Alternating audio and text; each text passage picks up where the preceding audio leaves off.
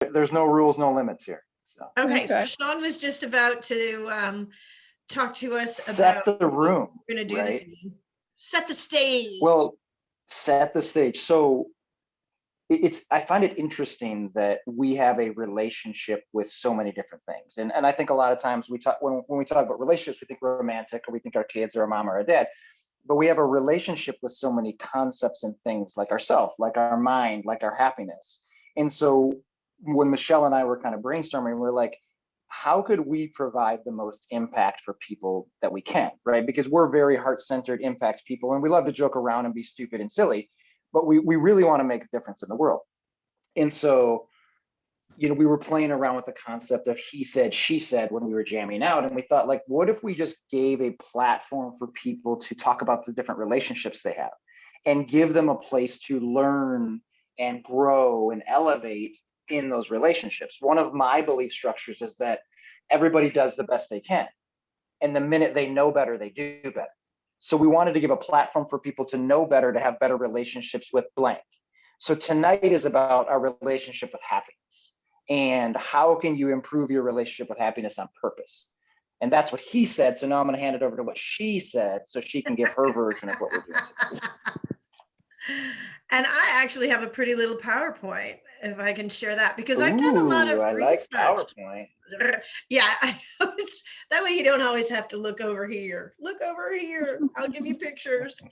So I've done a considerable amount of research on the secrets of happiness and how to get there. So let me ask you, what do you see on the screen right now? Do you see the secrets of happiness in my big face? Yes, and how to get there. Okay, awesome. So big picture, in the research that I've done and in my own belief, it's really, we're born into this world, and I believe we have this pursuit of happiness, and it may come out as a pursuit of seeking homeostasis or contentedness, because if we're too cold, too hot, too thirsty, too hungry, hurt, need love, whatever it is, then we express that. When you're brand new, the only thing you know how to do is cry. But it's this pursuit of this contentedness. So this is like the briefest version I've ever done of this particular presentation, because I wanted to give us a conversation about how do we find happiness? What are the secrets and how do we get there? What is happiness? Where is it? How do you get there? Is there a formula for it? How do you cultivate happiness, and what are the stepping stones? So what I did was the first thing you do is you start asking, what small actions build happiness? And the responses I got were absolutely overwhelming. And so I posted, text a friend what they mean to you. And wow, what a winning idea. If you're ever feeling a little like you need a little boost, post that, because everybody circled back and let me know what I meant to them. And I didn't really intend it to be this like self-love thing, but it turned out beautifully. So one of the things that I help my clients with is to find this set point. And you can just take a moment and get comfortable and take a deep breath and go into your mind's eye and just go to a happy place. Fortunately, we have more than one, but go to one and take a moment, because we're going to try and create a place, a moment, a feeling, a sensation that we can return back to. So acknowledge when you are imagining yourself happy, what is the sensation that you feel in your body? What temperature do you feel on your skin? Is there a smell? Is there a taste? Is there something, a touch, a hug, a pet, something? Is there a sound that you hear in your happy place?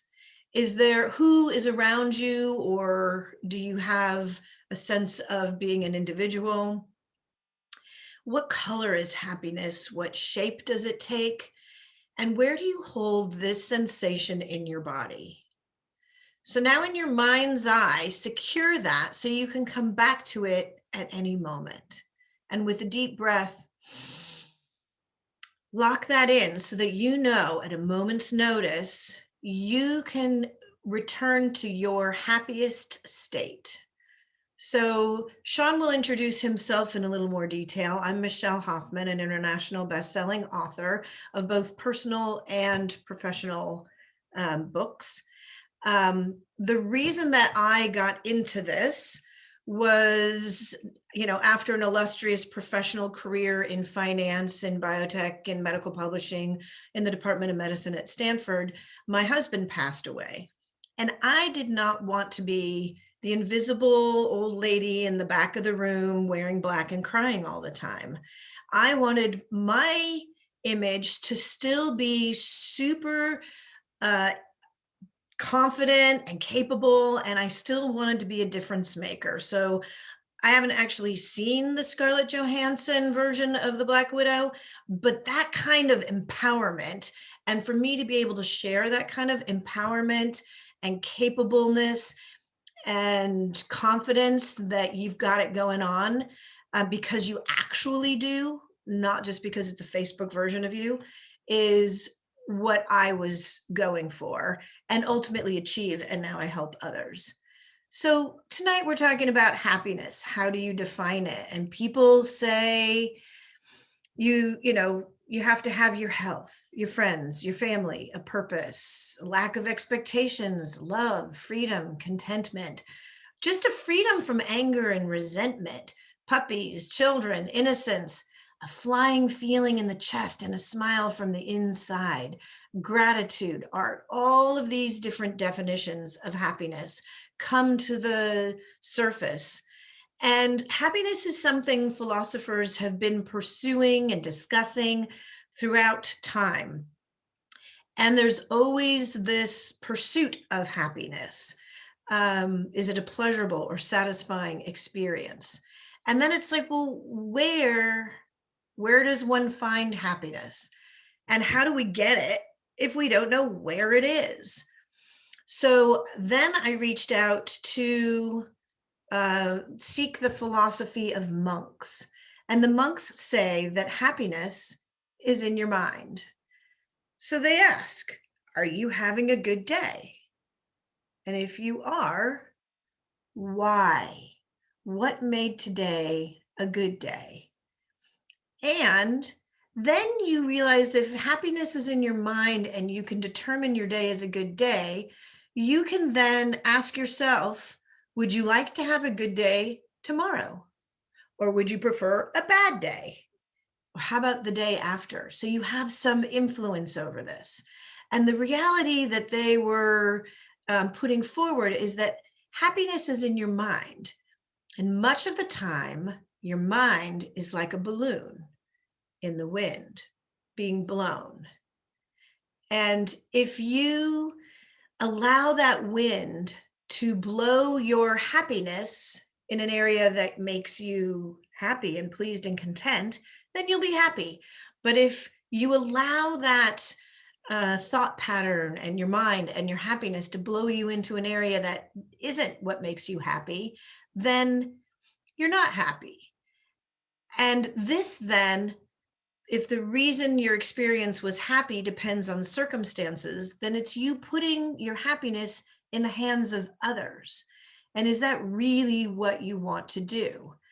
So the big message from the monks is to stop outsourcing your happiness or blaming others for your state of being.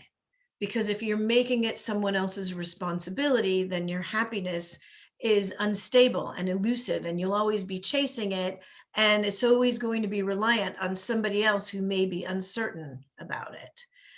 So their recommendation is to have your inner condition stronger than your outer condition so that you can withstand adversity. And that's all about mind training and realizing what your circumstances are and how you can respond to that. And they, of course, do that through meditation. A super clear exercise that I use to work with my clients to clear their minds so that they can focus on what needs to happen for them at that moment, is super simple. To talk about whatever the issue is, what you cannot control. Within that, there's a subset of what you can control. And then the additional step is, what can you actually do? What action item can you take that you can address right now? And that takes us to the pursuit of, how do you achieve happiness? And the Harvard study, this is one of my favorite definitions of happiness, which is why I kept it in here, is that happiness is achieved through quality relationships. And it's not the number of them, but it's your ability to be vulnerable, listen, and share what's close to your heart. That's considered a relationship in which one can find happiness and contentedness. If there were a formula for happiness, the positive psychology group, Martin Seligman, has defined it back to that happiness set point. So let's practice. So that slide where we took a moment to figure out what our happy place felt like. What did it smell like? Who was or was not with us? Where is that happiness set point? And that's determined by your experience of having a pleasant life, being engaged in your community, with yourself, with your relationships around you, and finding purpose within it. There's also this philosophy that life's too short to be wasted. Spending years in the end of life industry, I certainly understand that you need the tools to appreciate and enjoy your one precious life and to put priorities in place.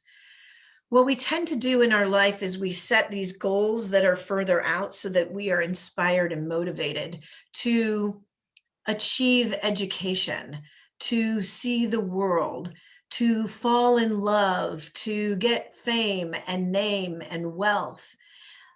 And the realization here is that anything you can achieve and get, you can unget. So this whole designing a formula for something creates a situation where what you desired 10 years ago is different than what it is today. So how do you cultivate this sense of well-being? And then there's this whole converse to the monk's philosophy that happiness may be in your mind, but you can take external action to affect it. And although it's not something you find outside of yourself, you can do the work. Just like going to the gym, you can find physical well-being. You can take these exercises and find emotional contentedness and happiness internally by using these tools and taking action. Super simple examples would be the helper's high, volunteering, because they've already demonstrated, we have scientific proof that it will have a positive chemical response on the endorphins and serotonin in your body, which literally is the cuddle drug. So it makes you happier. And that makes me think, let's take another second to do another way to build oxytocin in our minds and in our body would be to consider being grateful. So let's take a moment really quickly and think of 5 people you're grateful to have in your life. You can just do it off the top of your head. 1, 2, 3, 4, 5. Can you think of 4 things you're grateful for? 1, 2, 3, 4. How about 3 accomplishments you've achieved? 1, 2, 3. 2 events that have changed your life for the better. 1, 2. And one time you shared your money, time, talent, or energy selflessly with someone else. 1. Nice gratitude. The stepping stones to happiness. My philosophy is with emotions, it's a compass, and our emotions are actually giving us a guideline and telling us where we should or should not be. But all of the emotions are valuable indicators of the direction where we've been and where we want to go. So you can use them as an emotional GPS. Joy is an intense emotion, but it's a momentary feeling of this something that occurs that makes us smile, laugh, jump up and down. So for example, what emotion are you feeling right now? So as we pursue joy, these are the ability of intangible events that make us feel this joy, this happiness. And it's your relationship with the physical world. And there are tangible things that evidently bring us joy, like ice cream. But more than that, it's the sprinkles that make us happy, and cherry blossom trees, and bubbles or celebrations for no reason whatsoever, patterns, lightness. It's all these sensations that we enjoy that bring us this happiness, but it's really a shared experience. And it's so interesting that similar things throughout the world can give us this indescribable, hopeful feeling, even though they are not internal things. They affect us by being present in our physical world. So the proposition here is that joy is the moments and the happiness is the string of enduring joyful experiences that we feel over time. The most current philosophy on happiness is that you are complex and unique. And the more of these joyful experiences that you have, okay, the better, but then your brain adapts to them and it turns pleasure into the routine, and chasing pleasure actually removes the whole ability to be happy. So the Happiness International team has come up with these topics that they consider as data points that we add up that equal happiness, well-being, environment, pleasure, relationships, outlook, meaning, involvement, success, and elasticity. And they give the example of a roller coaster ride that satisfies all of these points that are so exciting and stimulating that we consider riding a roller coaster a happy event. My definition of happiness is when life fulfills your needs. Happiness is experiencing your existence through your senses and connections with the people and the world around you, knowing that you're secure, safe, loved, and not alone. And it's experiencing your existence through the world around you, through your senses and connections with the people who you love and have loved. And that's my definition of happiness. How I get there is through my 7 steps. Fun, obviously, we started that way.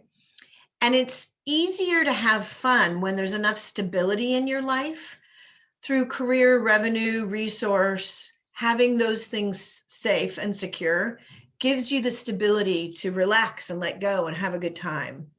Oftentimes, to do that, you need to ensure that your relationships are recalibrated so that you know where you fit with yourself, your community, your family, and your intimate relationships. Health and self-care, protecting what's valuable to you, building what I call an advisory board. Like a company has a board of directors, you can have people who will help support you in anything that you need so that you can make healthy decisions all along the way.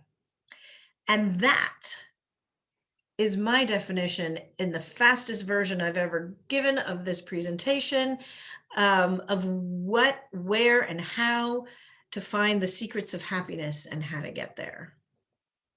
So with that, I'll come back to all of us. So that's some of my research on happiness, and our relationship with our emotions and happiness, I think, change all, like, every moment, because you could hear a song and suddenly like be like plunged into like this grief sadness, or elated and inspired and uplifted. But incredible one. What is your happiness set point, or where would you be at? Like if you could choose your happy place, where would you go?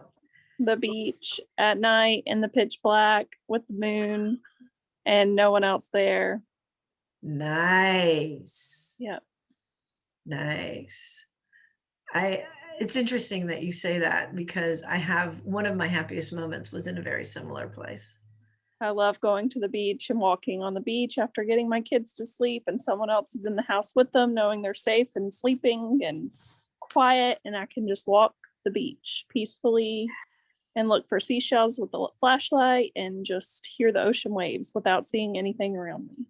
Nice. Good one. How about you, Sean? I love everything that you talked about, and I'll give a couple feedback on that, and then I'll talk about my happiness. I love that you gave anchor points to how to return to happy, right? I think that so many people can, like, their life is a fleeting happiness where it's like this burst that shows up, but they don't actually know how to get back there. So to be able to anchor to the happiness and know how to get back to it when life happens, I think is huge. So I'm a beach person too. I love the beach. I actually love it in the sunshine on my face with the warm sand in my feet. But I would say my favorite part of the beach is when the waves are rolling in. Every once in a while, there's like a 3-second silence in between the sets. That is my favorite part of the beach, where everything goes silent for about 1 to 3 seconds, and I just feel so connected to the world and the earth. And so my happiness set point is alignment. Is when I feel fully aligned with who I'm supposed to be. And so for me, it's not so much an emotion, it's a feeling of poise and presence and power and peace. Like, as opposed to a charged event, it's a very centered event for me. And so that's what I'm seeking to anchor myself to day, like moment by moment, is that almost the Buddhist middle way of like just this incredible presence. But yeah, I'm with you, incredible one. Let's go to the beach. Let's do it. Sean, I like that your happy place is the space between. Yeah, that is one of my favorites, but I never really thought about it that way with the pause. But yeah, I do seem to be more centered in that moment when it is super quiet, because you don't hear anything or feel anything else. It's like the top or the bottom of a breath, Well, and I think for me, what's so powerful about that is the space between is the creation zone, right? It's the dare to be great, right? It's the upper range of our potential, where we can elevate. And when we elevate, we bring the world along with us. That space between is where creation exists. It's where deep presence exists. And that's always where I want to be existing as a human being, because I want to be elevating humanity day by day. Nice one. Nice one. So do you want to bring up a different perspective on happiness and how to get there, or where do you want to go with this? Well, I think that I always try to merge the conceptual and the tactical, right? Because one of the things that I like to do, and I like to work with my clients, and just incredible, and just to give you a little backstory on me, I'm an executive high performance coach. So I work with a lot of high performers doing really crazy things in the world. And I also own a financial planning company. And so, like, my motto in the world is to create access, whether it's to financial freedom and well-being and wealth, or to creation of what's possible. And so to do that, like that pursuit of what we deserve and the life that we want to create, we have to have systems. And so that's why, Michelle, I loved when you created anchor points to emotion. And then when we merge it with the brain, where it's like, how do we understand how the brain remembers things in our nervous system? Those emotional sensations are really huge, because our nervous system stores our memories in these memory capsules within our body. That's why if I smell apple pie, I automatically think of my grandmother, because everything about apple pie is my grandmother, and our senses bring us to those things. Well, the cool part is that if we do that on purpose, we can actually use our senses to automatically bring us back to happiness if we do the tactical steps of anchoring those things. So that's what I love so much about what you said, is that we can actually make happiness an easier, normal state of being with the strategies and systems we put in place on purpose. And let's talk about how we can role model happiness for others, because one of the studies that I did demonstrated that there's so many people who, one, don't have the role models, they're depressed, there's anxiety, so much anxiety. In addition, not only have we had our own challenges and our own obstacles and pitfalls in our lives, but then you overlay a worldwide issue that puts additional constraints and stress on all of us that none of us could anticipate and is unprecedented in our lifetime. So the question then is, how do you find your own pursuit and achieve that goal, given all of these constraints? And what are steps you can take when you don't have a role model? Because that, I think, is one of the biggest challenges that I'm seeing now. It's like people do things the way that they've seen done by the people around them. But if those people are stressed out and anxious, then there's no clear path. Go ahead. Chime in. So when I'm anxious or depressed, like I learned a technique of the progressive muscle relaxation, starting from the toes, working up and counting 10 seconds, and just like kind of seeing what part feels what. You can even add the senses in and like see, oh, well, I can feel my toes. What are my toes doing? What is my legs doing when I'm tightening them? And kind of just going up. And then when you are to be anxious or depressed, like if I force myself to smile or I change my thought patterns, instead of being so negative, when I am having a negative thought, I ask myself, what would it be in a positive manner instead? And it really just reverses in my brain, like how I feel. And I just become more positive. And then I'm more happy and upbeat without even meaning to be. That's awesome. So identifying where you might be holding an emotion in your body, fake it till you'll make it, I think is that concept. And then also I call it the positive opposite, doing the positive opposite. All good. You said you were a parent. Yes. How do you role model this for your kids? So I have a 4-year-old. I mean, I'm not perfect. No, we're also parents. No. We're not expecting perfection. They don't come with the manual, and who would read it even if they had it? So I have it was funny because my answer was I torment them. I mean, so I'm learning a system with my 4, 3, and 1-year-old that you can use. I have this app on my phone for thumbs up, thumbs down behavior. So anytime they do something really good, I just positively reinforce it. I don't always negatively reinforce what they're like upset about, but majority of the time I'll be like, is that good behavior, bad behavior? And they'll give me a thumbs up or thumbs down. Even at 1 year old, he'll go, no. Like he knows what's good and what's bad already.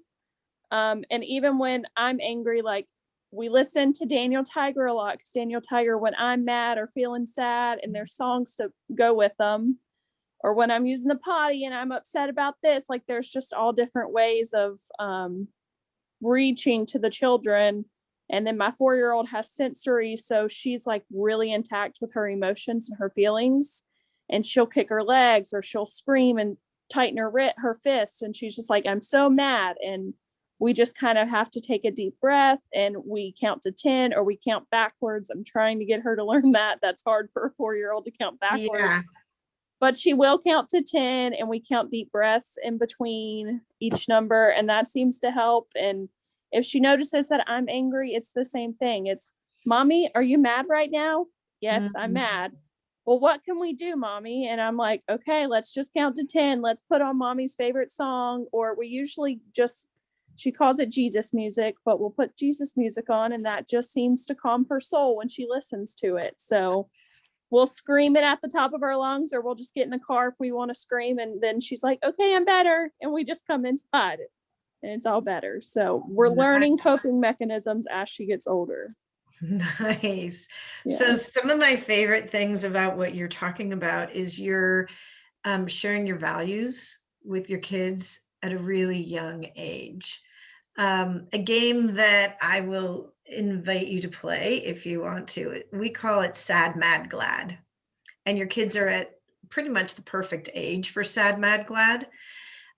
Each evening before they go to bed, either, probably after story time, I ask, did anything make you sad today? Did anything make you glad today? Did anything make you mad today? And the rules of the game really are, let the kids say whatever they want to say and don't try to fix any of it. Just give it a space, because what happens then is they know that they get to air those feelings at that point. And if they don't really want to go to bed, they'll really tell you what's going on with them, because they're going to elongate that. Instead of begging for more stories, they will tell you what's going on with them. Super great trick. Then when it's your turn, you can again share your morals and values by saying what made you sad, mad, and glad. And then it's similar to the positive reinforcement with the thumbs up, thumbs down. Oh, it made me sad to see that the two of you couldn't get along today. It made me glad to see you were able to work it through. And it's a super great one. And if you start now, when they're in school, what I've got, my kids are teenagers now. What they would do when they were younger is sometimes there wouldn't be a place to share what was going on with them. But with Sad, Mad, Glad, they knew there would be an appropriate time to talk about what was happening at school. The other thing that you reminded me of is like 3-year-olds. There's like this magic essence that happens when your kids are 3 and you have a 4-year-old. So you just tell me if maybe you remember this moment, and you can look forward into the next 2, where they suddenly jump on the coffee table and they're like, I love everything. And it's like, I love the curtains, I love my pet, I love my mom, I love my shirt, I love my nose, I love my, and I'm like, there's one time that every kid has it, and it's like, how do we just bottle this up for when you have days so many years from now when you're destitute and you cannot see any of this? I'm like, how do you just, I mean, it needs to be their version of it, that you show them back and go, look, you've had this before. You loved your belly button, and now you're going to love it again in the future. I promise. But Yeah. We need to bottle that 3-year-old moment up. I don't know. My 3-year-old I'd rather have him being 2 again than 3. He's terrible 3s. It's awful.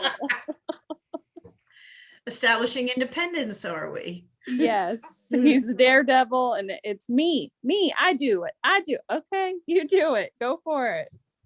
So it's a patience game for mommy. And catch him before he falls. Yes. Or you just fake kiss and they run away and they're better. Nah.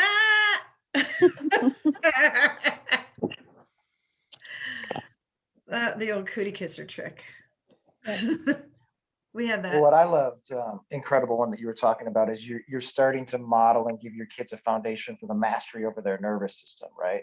Where their emotions and their feelings don't take control of them.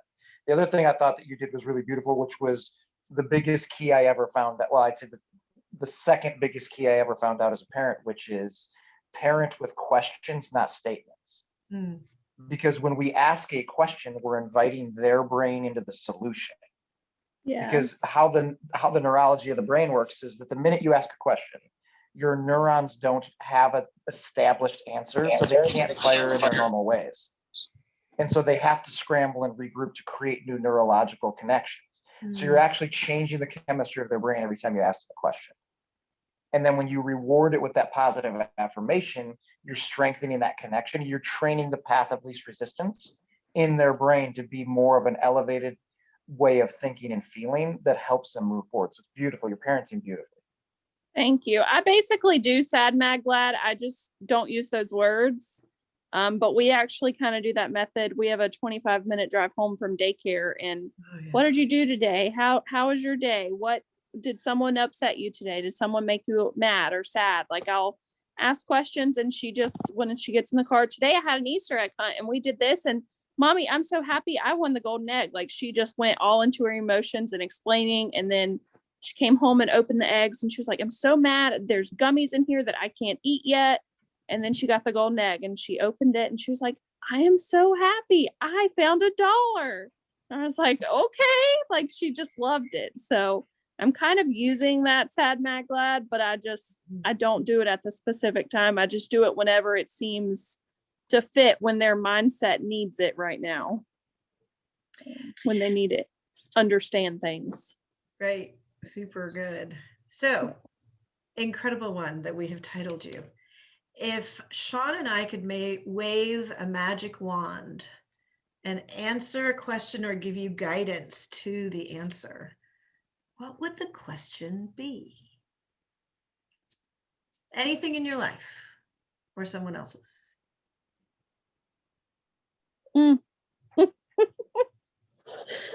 Hard question. Can I think about it? Yes. You have exactly 3.2 seconds to come up with a question. Seriously, you've got two huge masterminds right in front of you, offering you the golden egg. Is there $1 in it? You have the Are there beard. gummies? The beard has truth in it. My ex-husband had a beard. I'm not sure how truthful that is. Mine's different. Yeah. Okay. I guess how you kind of deal with narcissistic people, when you're trying to make your life better, even though, of course, my life hasn't been all that perfect and I've done some negative or bad things, but how to deal or cope with negativity or narcissist behavior. I don't even know how to ask this. I guess when you're trying to better yourself, but you're still surrounded by negativity and you kind of really can't pull yourself out of it because you're stuck there, because it's part of either your kids or part of your family, and it's just around you, whether you want it to be or not.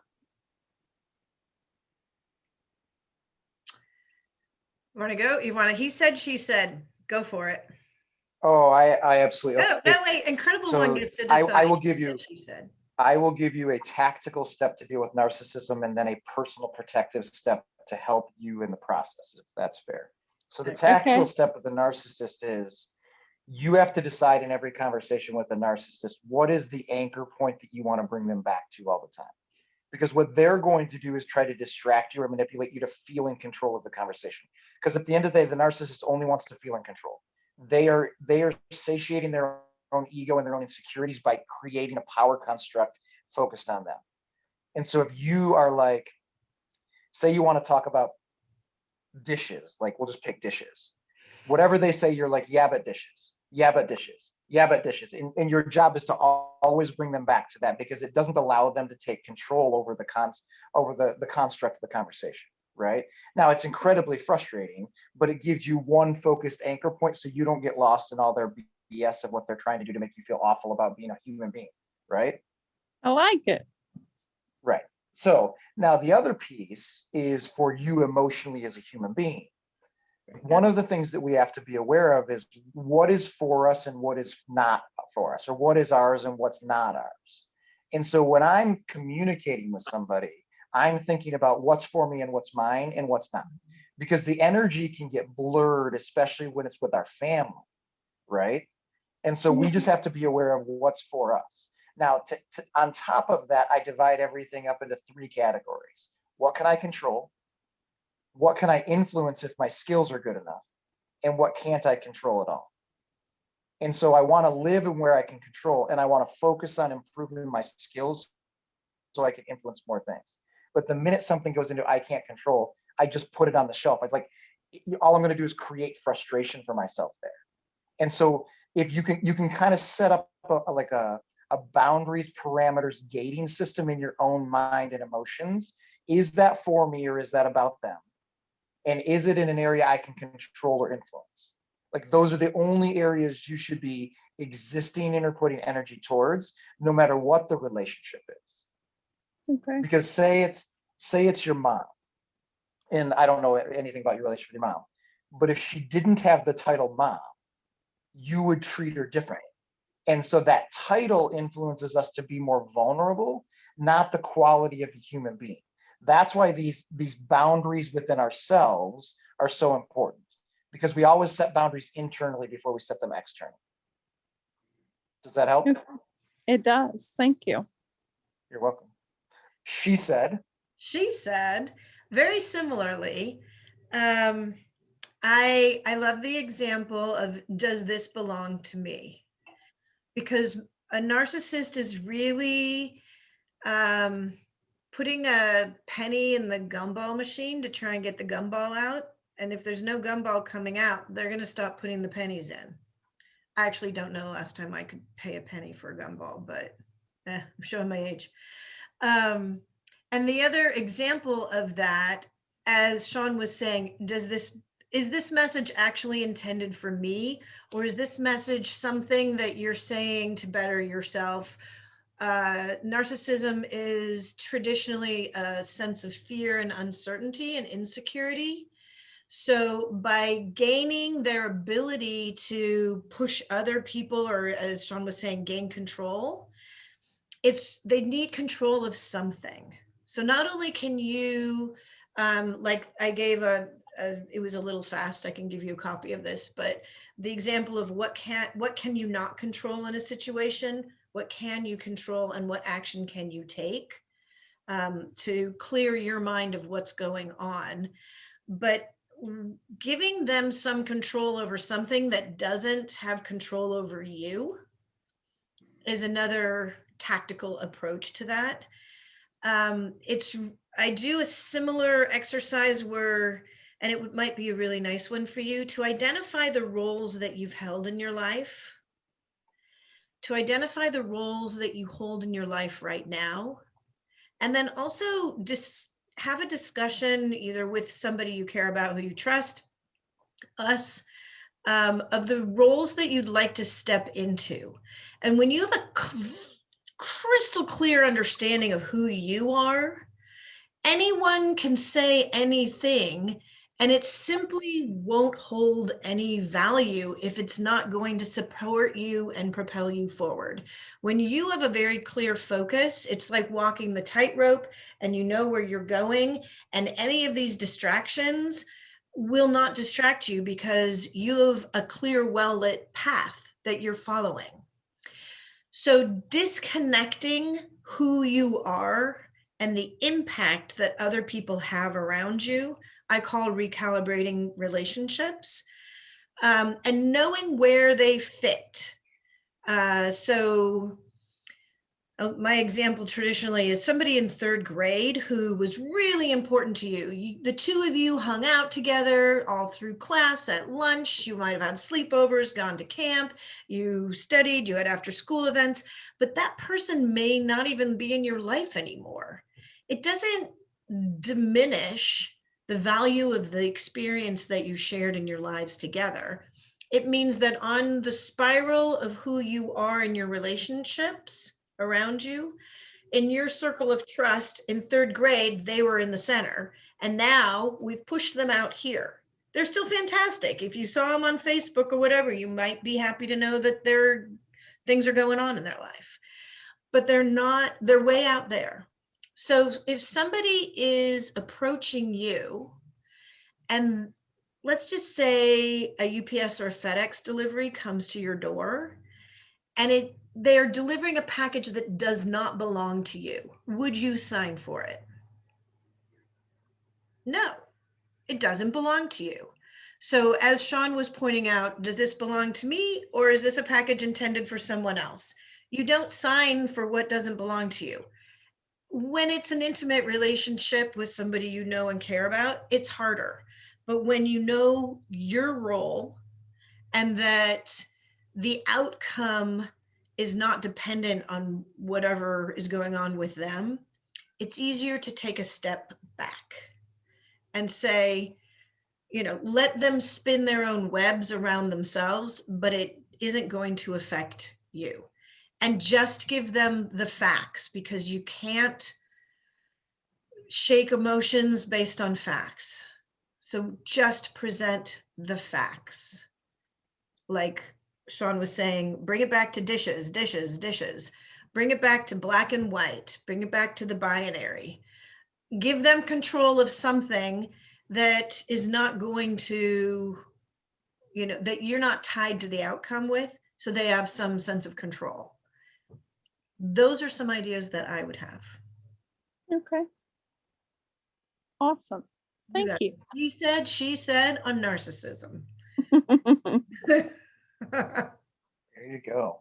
We have a couple more minutes left, Incredible One. Do you have any other questions or follow-up questions about that we can help with? I thought of 2 or 3 as you guys were talking, but now it's like, whoop, out past my head. Right. How do you really find, like, I liked how you said your past roles, your roles now, and then your future roles. How do you really find out who you are? I think that's like what I'm doing in life right now, is trying to figure out what genuinely makes me happy and what genuinely fills my soul with happiness, or just to be okay to be alone and to be okay being the single mom and raising children as I am. Look, it makes me emotional thinking about it. That's good. I got just chills. I see you. I got you, girl. I guess just trying to find out who I am, like where to start. Like I've been journaling and doing papers and like worksheets and stuff, but I just feel like I go in a circle and I'm just a hamster round and around and around. So you've been trying to figure this out on your own. Well, I do therapy. Mm-hmm. But I've been with her for a year now, and I just feel like I'm on a hamster wheel with her instead of learning what to do. Like I just feels like a best friend that I'm going to eat lunch with. Oh, okay, that happened today. Okay, yeah. Like it doesn't feel like it's actually therapeutic or helping guide me to where I need to go. Like it's nice to have someone to talk to, but it's not really helping me of who I am right now. Right. Guides and coaches generally, when you find the right fit for you, unlike therapy where they're going to reach back into your past and connect forward with all of that, guides, finding the right guide or coach, and it feels like the right time for you, because you're at that point where you're like, I know what I want to go toward. I just don't have the tools to get there. Yeah. So finding the right coach or guide who can help totally expedite that process, because we've been there.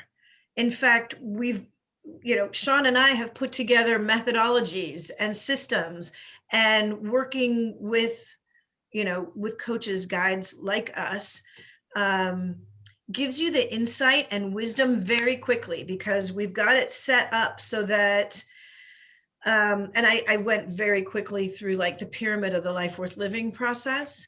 There are several different aspects of your life that you want to make sure are stabilized so that you can have fun and diversion and pursue your own definition of happiness. Well, how do you even know what's missing if you don't have the role models like we've been talking about?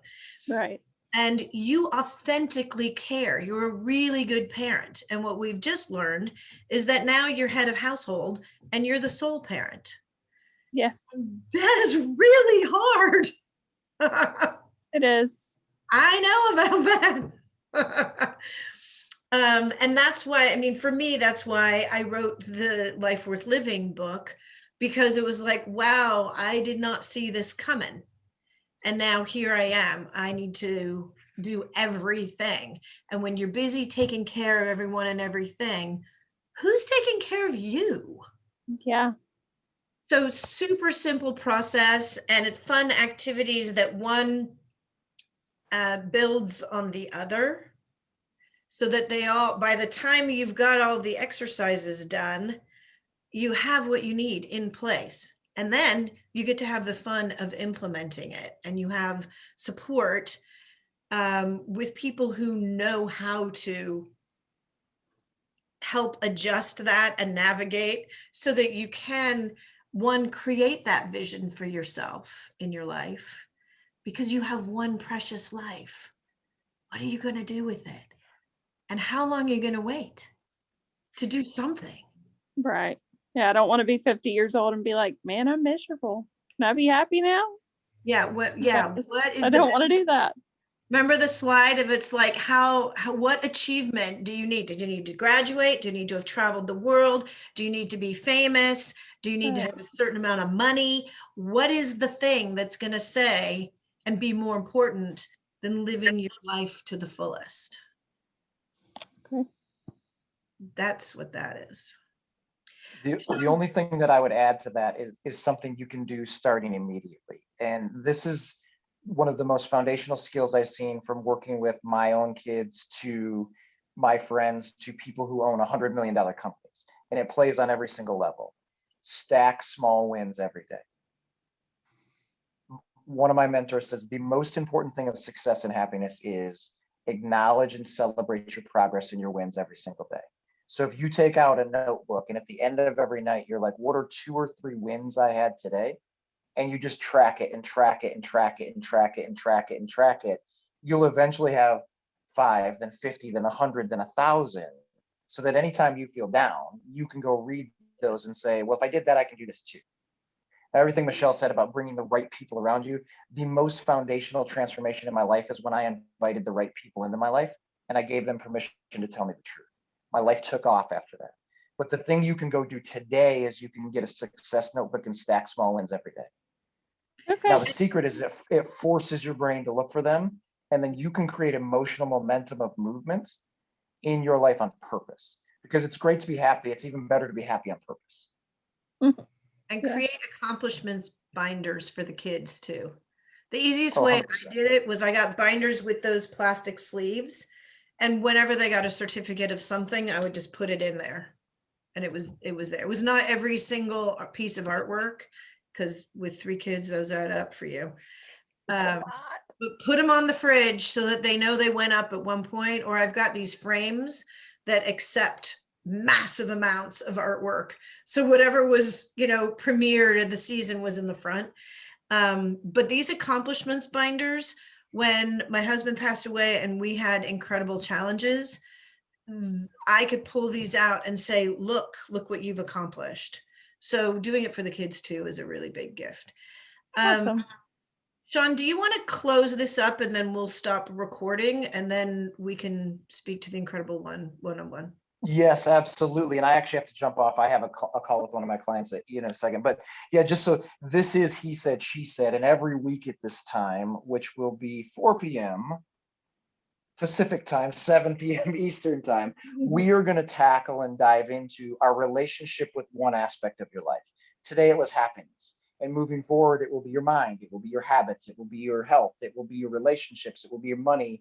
And we're going to leverage every piece of Michelle and I's genius to help you level up your life on purpose.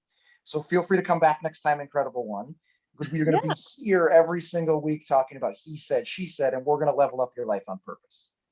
Cool.